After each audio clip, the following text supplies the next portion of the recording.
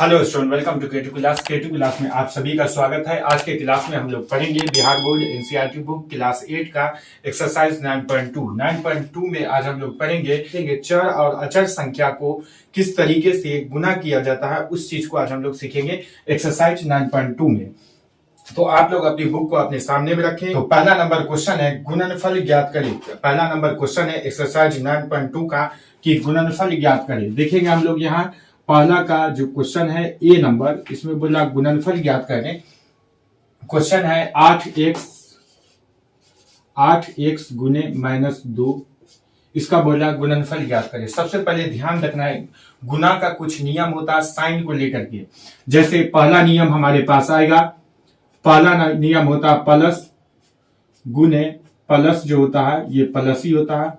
अगर गुना में प्लस और प्लस वाली संख्या दिख रही है तो वो गुना करके उसका रिजल्ट भी प्लस में आएगा।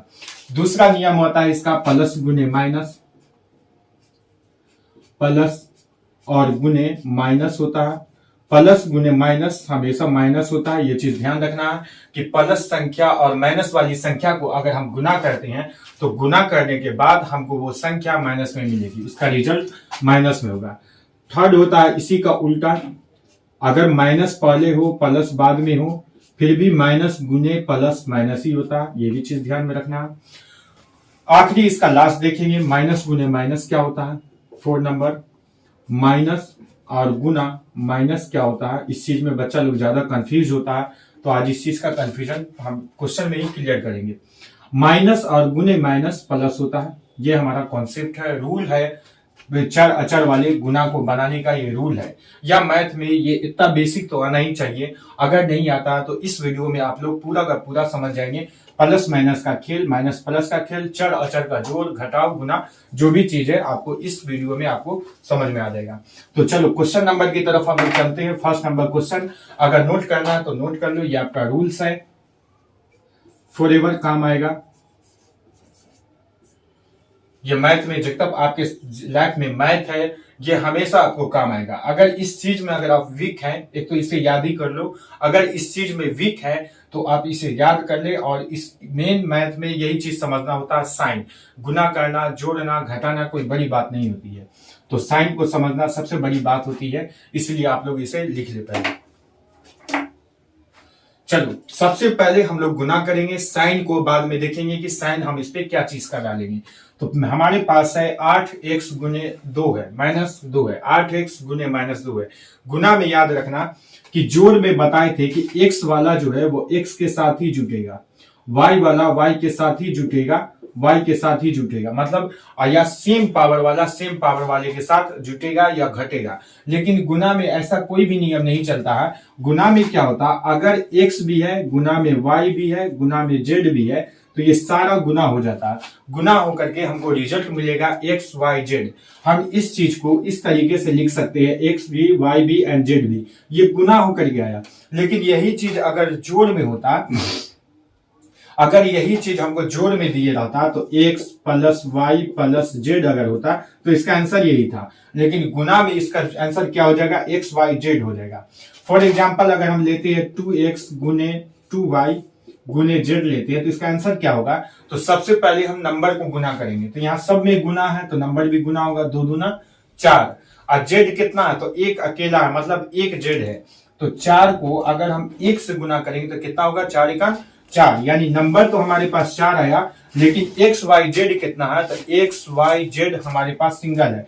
x को y से गुना करेंगे और z से गुना करेंगे तो क्या आएगा रिजल्ट, x y z। मतलब गुना में जो होता है चर अचर का, उसमें सभी नंबर के साथ गुना हो जाता है। x y z के साथ गुना होगा, नंबर के साथ गुना हो जाएगा और सब मिक्स हो जाता है। इसी तरीके से हम यहाँ जो इसे सॉल्व करेंगे तो सबसे पहले देखेंगे नंबर है तो नंबर को गुना करो, तो 8 और 2 कितना होता है, यहाँ 16 हो जाता है। 8 का पहाड़ा अगर हम 2 दफा पढ़ेंगे तो 16 हो गया। उसके बाद x, चर संख्या हमारे पास एक सिंगल है x, तो x का x ही लिखाएगा, यहां हम लोग x लिखेंगे।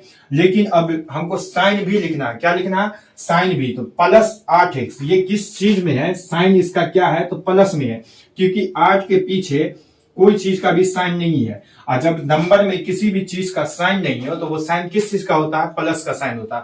माइनस साइन जब भी होगा तो हमको इंडिकेट करेगा कि हम माइनस में है।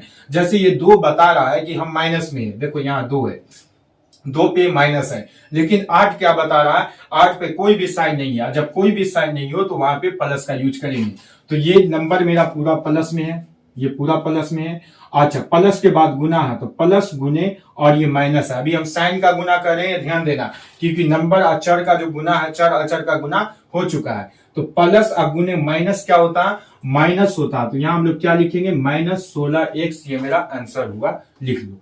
पहला का जो आंसर हुआ ये।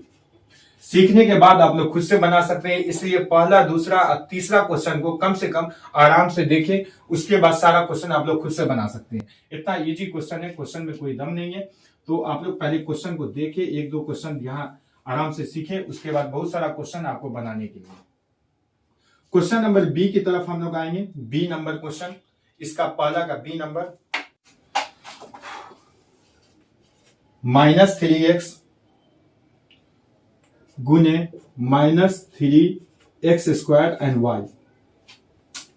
ये हमारा क्वेश्चन -3 गुने -3x² एंड y है। सबसे पहले हम लोग क्या करेंगे? देखेंगे ये भी गुना में है, यानी ये दोनों नंबर जो है किस चीज में है? गुना में है। दोनों का दोनों प्रोडक्ट हमारा गुना में है।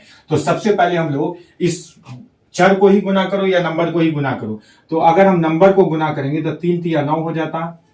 ये स्क्वायर है, इसको नहीं गुना कर देना। 3 तिया 9 और 9 दूना 18 नहीं कर देना, क्योंकि ये स्क्वायर में है। तो नंबर यहाँ है, नंबर ये होता 3 और 3 9 हो गया। उसके बाद हमारे पास x भी है, x² भी है और y भी है। एक चीज ध्यान रखना, एक फार्मूला आता है लेसन 8 से कि x का पावर m और x का पावर n जो होता है वो x का पावर m प्लस n बनता है। क्यों बनता है? ये चीज को ध्यान दो कि जब भी बेस हमारा सेम हो, बेस हमारा अगर सेम हो, बेस मतलब ये भी x और ये भी x हो, तो अब गुना में हो, बेस अगर सेम हो और बेस ही गुना में हो तो पावर को हम लोग हमेशा जोड़ेंगे। समझ में आया? तो यहां देखो x है और गुना में है, फिर x ही है, बेस तो सेम है, तो पावर को क्या करेंगे? इस कंडीशन में पावर को हम लोग जोड़ेंगे। तो देखो x का पावर पहले 2 है, फिर x का पावर 1 है, या x का पावर पहले 1 है, फिर x का पावर 2 है। बेस सेम है, मतलब उसका पावर जुटेगा गुना में। तो x का पावर 2 और 1 कितना हो जाएगा? x का पावर हम डायरेक्ट लिख सकते हैं, यहां 3 होगा, कोई दिक्कत? आगे देखो y जो है सिंगल है, यहाँ पे y किसी के साथ गुना नहीं हुआ, मतलब y के साथ y नहीं है, एक्स्ट्रा कोई y नहीं है। तो y ये सबसे गुना हुआ, तो y जो सबसे गुना हुआ तो y ही रहेगा, क्योंकि y सिंगल है। अब देखो 3 तिया 9, x का पावर 1, x का पावर 2। गुना में चर का अचर का हम लोग सबसे पहले पावर ढूंढेंगे। पावर अगर सेम है तो गुना में पावर क्या होगा? ऐड हो जाएगा। तो x का पावर 2 और 1 3 बना, y के y रहेगा। अब देखो प्लस प्लस, अब यहाँ साइन किस चीज का देना, ये चीज को ध्यान दो। पहला वाला जो भी प्रोडक्ट है वो मेरा माइनस में है, उसके बाद गुना है, उसके बाद फिर क्या है? दूसरा जो भी प्रोडक्ट है वो भी माइनस में है। अभी जस्ट हम रूल लिखा है कि माइनस और गुने माइनस क्या होता है? तो माइनस गुने माइनस प्लस बनता है, इसलिए ये पूरा आंसर हमारा प्लस में आएगा। और प्लस को शो करना जरूरी नहीं है, इसलिए ये मेरा आंसर हो गया। ये बेसिक सब है। आपको अगर यहाँ अगर आपका बेसिक स्ट्रॉन्ग होता तो 9 10 आपका बेसिकली अच्छा हो जाएगा। तो ये मेरा 9x³ मेरा आंसर बना, लिख लो। क्वेश्चन नंबर सी की तरफ हम लोग आएंगे।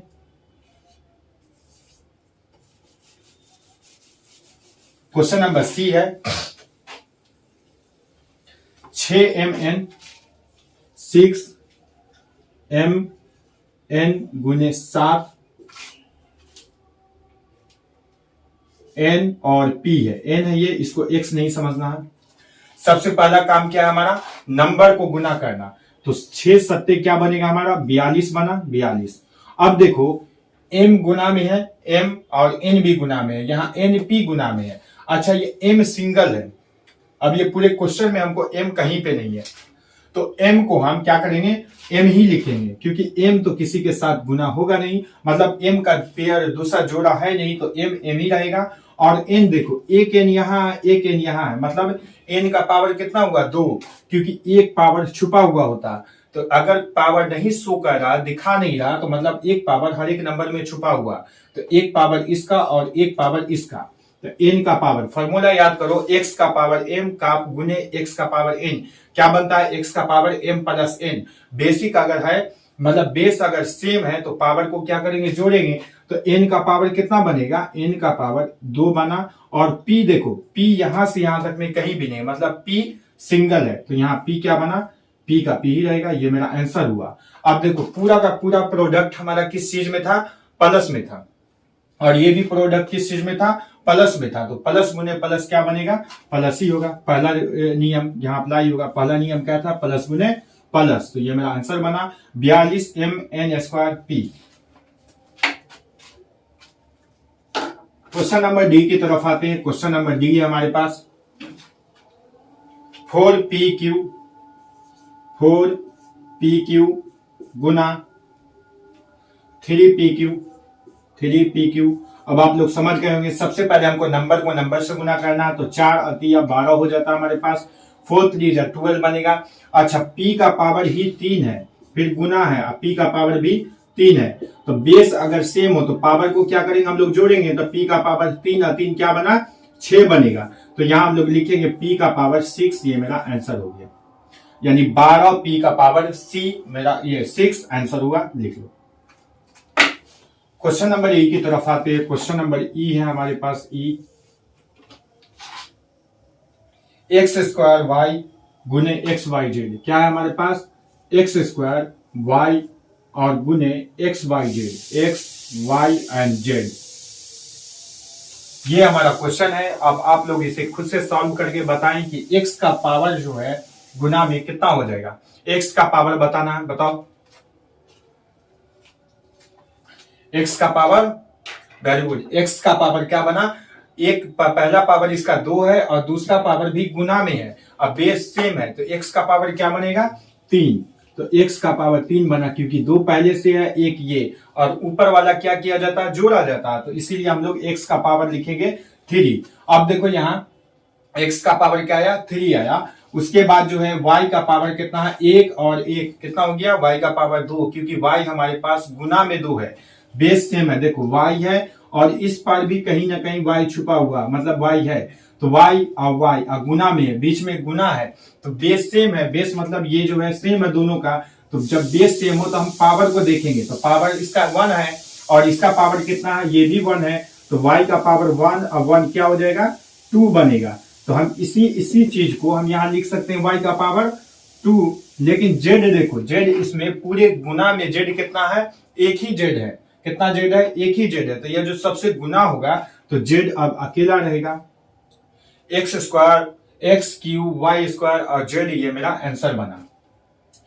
आपको हर एक क्लास का वीडियो इस चैनल पे मिल जाएगा। मैथ विद K2 सर में आपको हर क्लास का वीडियो मिलेगा। इसके लिए आपको सबसे पहले नीचे दिया गया बटन सब्सक्राइब करें, लाइक करें और हो सके तो एक दूसरे को शेयर करें, क्योंकि अगर आपकी हेल्प हो रही है तो किसी और की भी हेल्प करने से आपको कहीं ना कहीं बेनिफिट ही मिलेगा। तो इसलिए आप लोग लाइक करें, सब्सक्राइब करें और शेयर करें। हाँ, क्वेश्चन में कहीं भी आपको प्रॉब्लम हो वो आप कमेंट में पूछ सकते हैं, और किसी भी तरीके का दिक्कत हो इस चैनल पे लेकर के क्वेश्चन को समझने में या कोई भी प्रॉब्लम हो तो आप लोग नीचे कमेंट में बता सकते हैं। और देखने के बाद प्लीज सब्सक्राइब करें, क्योंकि सब्सक्राइब करने से एक मोटिवेशन मिलता है। बस चलो, क्वेश्चन ई होने के बाद हम लोग आते हैं क्वेश्चन नंबर एफ की तरफ। ये मेरा क्वेश्चन एफ बनेगा, पहला का एफ।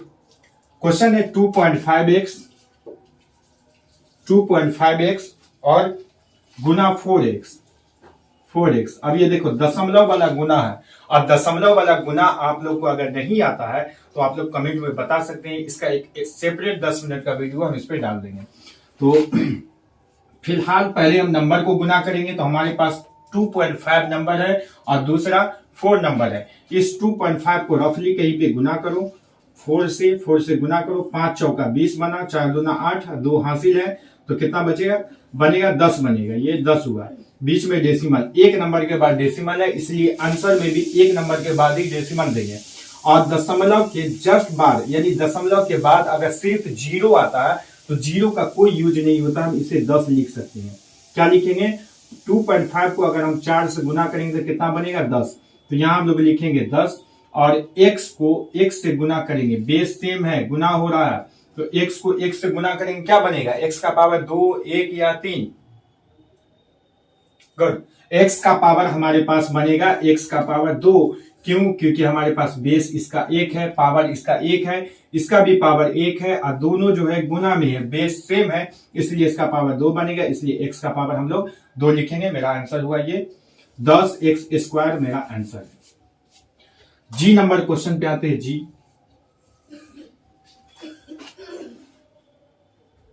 जी नंबर क्वेश्चन है 2.5x गुने 2.5y।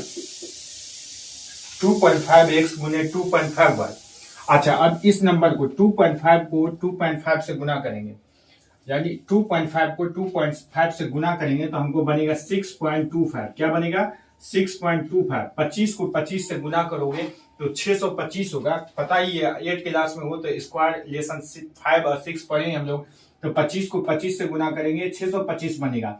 लेकिन ये 2.5 है, इसमें एक नंबर के बाद डेसिमल है और इसमें भी एक नंबर के बाद डेसिमल है। डेसिमल बैठाला जाता है टोटल नंबर को गुना करके, और नंबर में कितने प्लेस पे डेसिमल है वही प्लेस पे हम लोग आंसर में भी देंगे।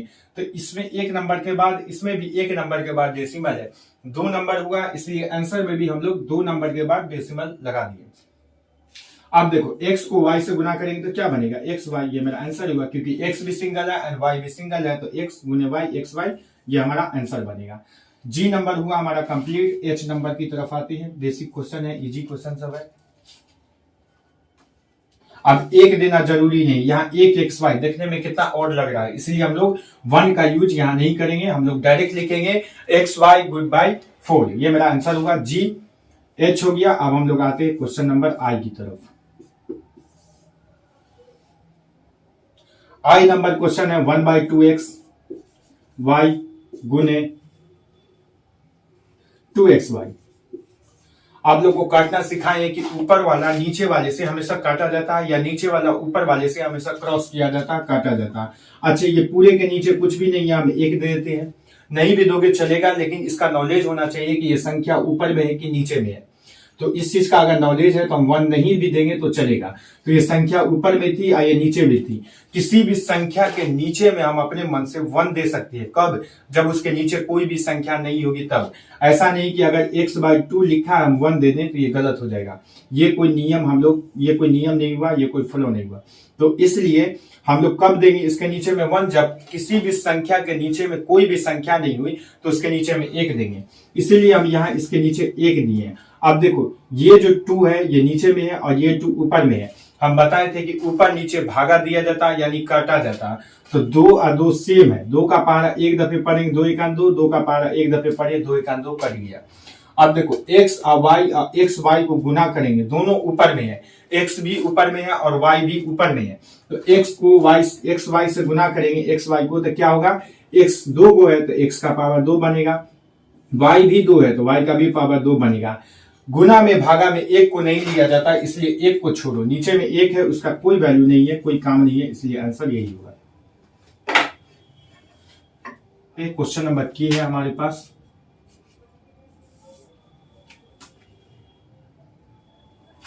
-3x², माइनस प्लस फिर से आ गया, -3x² y गुना में है -6 और गुना में है 7xy।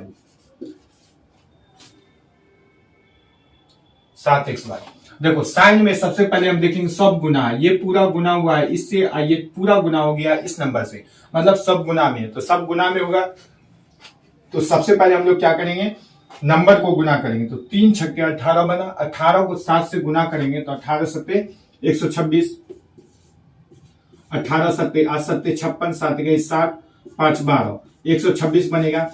तो सबसे पहले हम लोग क्या करेंगे, नंबर को नंबर से गुना करेंगे। 3 छक्के 18, 18 सत्ते 126 बना, तो यहां हम लोग लिखेंगे 126।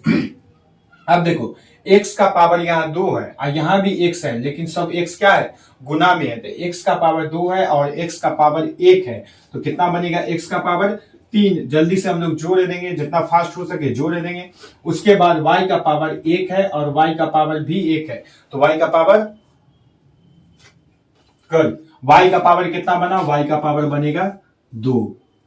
आगे देखते हैं हम लोग, x y था और x हो गया। अब हमारे पास नंबर भी गुना हो गया, x भी गुना हो गया, y भी गुना हो गया। अब आई साइन की बारी। साइन कैसे देना, ये देखो। साइन पहला वाला जो है -3x²y किस चीज में है, तो माइनस में है। दूसरा भी माइनस में है, तीसरा प्लस में है। ये पूरा किस चीज में है, प्लस में, क्योंकि गुना के बाद कोई साइन नहीं दिखा रहा, तो प्लस माइनस हमें देखना होता है। तो -7x जो है प्लस में है, तो इस चीज को हम लिखेंगे माइनस गुने माइनस। यहाँ पे क्या बना, प्लस बना, क्योंकि माइनस गुने माइनस प्लस होता, तो ये प्लस बना। ऐसे सेलेक्ट करना। अच्छा, अब ये टोटल प्लस हो गया यहाँ पे। अब प्लस गुने प्लस बोलना, प्लस गुने प्लस, क्योंकि ये पूरा प्लस में है, तो प्लस गुने प्लस पहला नियम क्या पढ़ाए थे, प्लस गुने प्लस क्या बनेगा, प्लस। तो लास्ट में जो भी साइन आएगा ना, वही मेरा आंसर में साइन हो जाएगा। प्लस 126x³ और प्लस का साइन दिखाना जरूरी नहीं होता है, इसलिए हम लोग इसे हटा देंगे। बस समझ गए कि यहाँ प्लस होगा, आइए पूरा प्लस में ही है। के नंबर क्वेश्चन हुआ हमारा कंप्लीट, यानी पहला का सारा क्वेश्चन आंसर हमारा कंप्लीट हुआ एक्सरसाइज 9.2 का। अब आते हैं क्वेश्चन नंबर 2 की तरफ, जो कि लैंग्वेज क्वेश्चन है। लैंग्वेज क्वेश्चन को हम लोग देखेंगे। क्वेश्चन है, किसी आयत की आसन्न भुजाएं। चलो आयत बनाओ। सबसे पहले एक आयत बनाते हैं, रेक्टेंगल। इसकी आसन्न भुजाएं जो है, किसी आयत की आसन्न भुजाएं, आसन्न मतलब होता है आमने सामने वाली जो भुजा है वो 6p²q² है। कितना है, 6p²q²। अगर ये 6p²q² है तो इसके आमने सामने तो ये वाली भुजा बन रही है, तो ये भी क्या होगा, 6p²q²। तो ये दोनों सेम है। ऐसे भी रेक्टेंगल में आमने सामने वाली भुजा क्या होती है, बराबर होती है। उसके बाद दूसरी जो है 2pq है, 2pq, तो ये इसके बराबर हो जाता। नाम देना, दे दो ACBD, कुछ भी नाम दे सकते हैं हम लोग, PQRS जो भी। क्वेश्चन में क्या बोला है, आयत का क्षेत्रफल निकालना है। आप लोग को पता ही होगा आयत का क्षेत्रफल क्या होता है। आयत का क्षेत्रफल बराबर होता है लंबाई गुने चौड़ाई, लंबाई गुने चौड़ाई। चलो लंबाई जो है इसकी, ये पूरा लेंथ होता है। देखो लंबाई है, इसलिए इसकी क्या हो गई, लंबाई हो गई। ये है इसकी लंबाई, तो लंबाई इसका 6 है, p² और q²। अच्छा चौड़ाई कितना है, तो चौड़ाई लिखी है 2pq, यानी 2pq है, 2pq। अब दोनों को गुना करो, 6 दूना 12 बनेगा। p² को p से गुना करेंगे तो pq बनेगा, क्योंकि पावर ऐड हो जाता है किसमें, गुना के नियम में पावर को ऐड करना। अच्छा q² को q से गुना करेंगे तो q का पावर भी 3 बनेगा, यानी q बना आंसर। ये हो गया हमारा आंसर। क्वेश्चन नंबर 3 की तरफ आते हैं।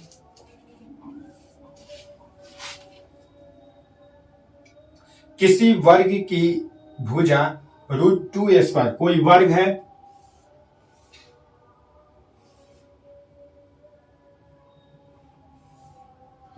ये कोई वर्ग है ACBD, इसकी भुजा है √2x²y²। अब वर्ग की चारों भुजा बराबर होती है। एक भुजा अगर √2x²y² है तो चारों की चारों भुजा क्या होगी, x²y², यानी √2x²y², इसकी चारों भुजा होगी। तो क्वेश्चन में बोल रहा है कि वर्ग का क्षेत्रफल क्या होगा।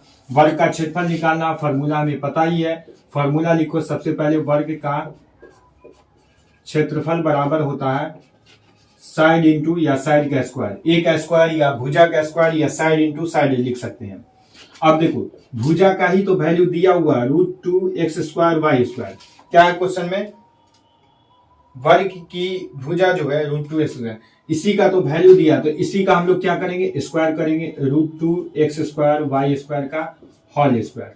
अब ये वाला जो स्क्वायर है ये अंदर वाले सभी के लिए स्क्वायर के स्क्वायर में है, समझ गए। ये वाला स्क्वायर अंदर वाले सभी के स्क्वायर के लिए है। अगर √2, अब ये √2 है, इसका स्क्वायर अगर हम करेंगे तो किसी भी रूट वाली संख्या का, ध्यान रखना कि किसी भी रूट वाली संख्या का अगर हम स्क्वायर करें तो उसका आंसर वही हो जाता है। जैसे √2 का स्क्वायर करेंगे ना तो ये स्क्वायर से रूट कैंसिल हो जाता है। क्या होगा, हमेशा याद रखना कि स्क्वायर से रूट कैंसिल हो जाता है। किसी भी रूट वाली संख्या के ऊपर में अगर स्क्वायर दिया है होल स्क्वायर, तो उस होल स्क्वायर से रूट कैंसिल हो जाएगा और हमारा आंसर बनेगा 2, यानी √2 का स्क्वायर 2 होता है।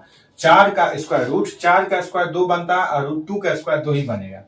तो हम इस √2 के स्क्वायर की जगह हम लिख सकते हैं 2, एक्स स्क्वायर है, इसका भी पावर 2 है क्योंकि ये सब के लिए है, तो एक्स का स्क्वायर पहले से है लेकिन इससे भी पहले से 2 आ गया है। तो अब यहाँ पे क्या होगा, इस कंडीशन में पावर गुना होता है, एक्स का पावर 4 हो जाएगा। लेसन नंबर 8 में हम लोग पढ़े हैं एक्स का पावर m का पावर n, मतलब पावर के ऊपर अगर पावर गुना में हो तो उस कंडीशन में हम लोग पावर को गुना करेंगे। तो x का पावर 2 दूना 4 हो गया। अच्छा y का पावर भी क्या होगा, तो y का पावर भी 4 होगा, 2 दूना 4, ये मेरा आंसर बना। क्वेश्चन नंबर 3 भी कंप्लीट। क्वेश्चन नंबर 4 की तरफ आते हैं हम लोग। क्वेश्चन नंबर 4 है हमारे पास, क्वेश्चन 4, किसी त्रिभुज का आधार 7xyz एवं संगत शीर्ष लंब 2x है तो त्रिभुज का क्षेत्रफल ज्ञात करें। देखो कोई त्रिभुज है, एक त्रिभुज बना लो ए बी एंड सी, इसका जो आधार है वो 7xyz 7xyz है और शीर्ष लंब जो है इसका 2x है, मतलब ऊंचाई इसकी 2x है। पर में आधार मतलब बेस जो नीचे में होता पार्ट वो उसका आधार बनता है, ये इसकी ऊंचाई हो गई। अब बोला त्रिभुज का क्षेत्रफल क्या होगा, हम सभी को पता है कि त्रिभुज का क्षेत्रफल होता है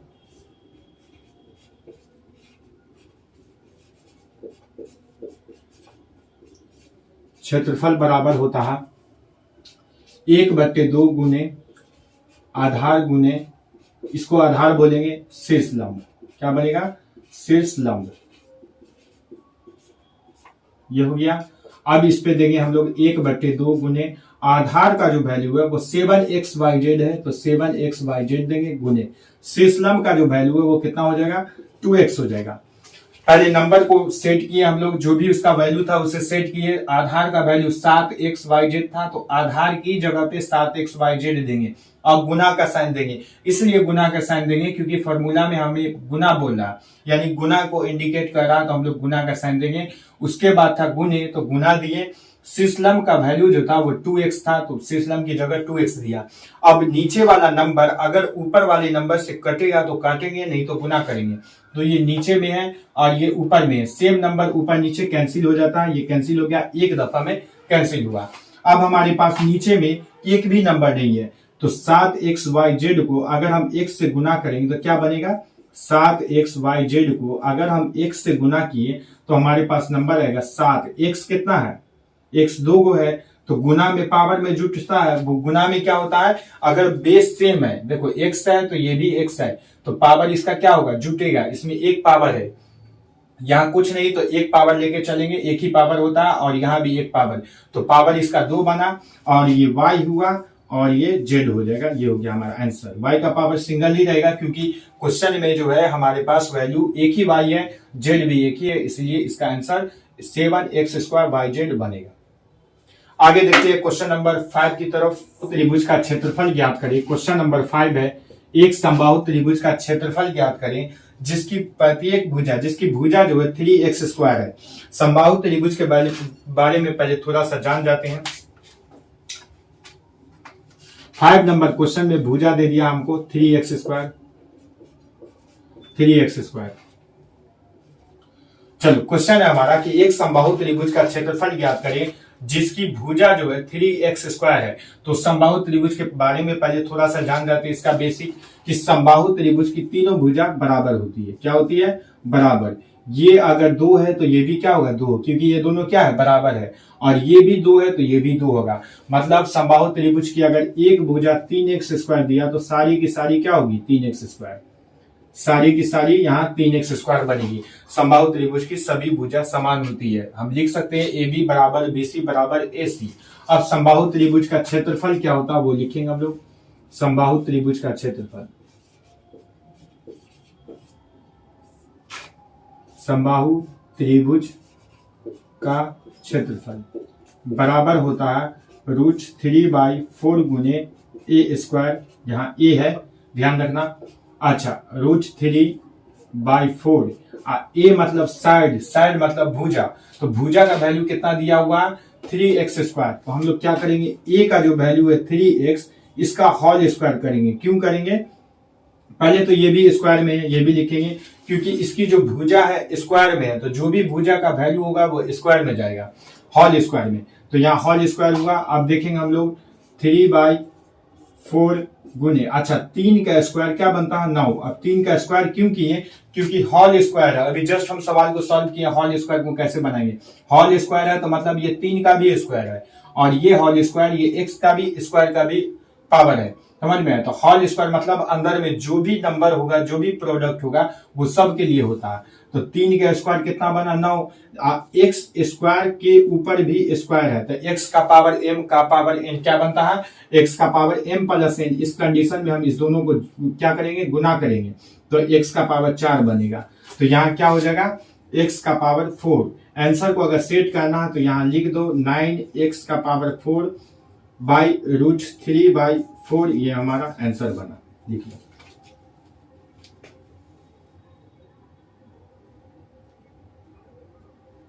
इस क्वेश्चन को और भी सेट करना है तो इसे ऐसे भी लिख सकते हैं 9√3/4 गुने x का पावर 4, ये भी हो गया। या तो इस तरीके से लिखो या ऐसे लिखो, कोई बात नहीं, सब सही है। आंसर हुआ हमारा। अब नेक्स्ट क्वेश्चन की तरफ चलते हैं। क्वेश्चन नंबर 6 है हमारे पास कि ए उस घन का आयतन क्या होगा जिसका कोण 6a हो। कोण हमारे पास है 6a। क्वेश्चन नंबर 6 है कि उस घन का आयतन क्या होगा जिसका कोण जो है 6a हो। मतलब कोण यहाँ पे उसकी भुजा अगर 6a हो तो घन का आयतन क्या होगा। इस कंडीशन में आप देखो घन, घनाभ, क्यूब, आयत, जिससे भी इस अलजेब्रा में क्वेश्चन आ रहा है इस सब का बेसिक से लेकर के एडवांस तक आपको बता दिया गया है और मेंसुरेशन में क्लास 8 का स्पेशली बताया जाएगा। अभी हमको सिर्फ फॉर्मूला से काम चलाना, फॉर्मूला लिख करके। तो घन का ये भुजा हमको 6a दे दिया, तो घन का आयतन क्या होता है, घन का आयतन बराबर होता है, लिख लो, घन का आयतन होता है, घन का आयतन बराबर a क्यूब होता है। क्या होता है, a क्यूब। ध्यान में रखना, घन का आयतन a क्यूब होता है। तो a का जो वैल्यू है मतलब कोण मतलब a मतलब भुजा, तो हम इसे a भी लिख सकते हैं, कोण भी लिख सकते हैं, भुजा भी लिख सकते हैं। तो a का जो वैल्यू है वो 6a है। कितना है, 6a, और a के पावर में 3 है। तो ये पूरे वैल्यू जो होगा, इसका जो भी वैल्यू होगा उसके भी पावर में 3 जाएगा। मतलब हम 6 को कितना दफे लिखेंगे, तो 3 दफा। 6a को कितना दफा लिखेंगे, 3 दफा। 6a गुने 6a गुने 6a, 6a into 6a into 6a। अच्छा 6 को 6 से गुना करेंगे 36, और 36 को 6 से गुना करेंगे तो कितना बनेगा, 216 बना।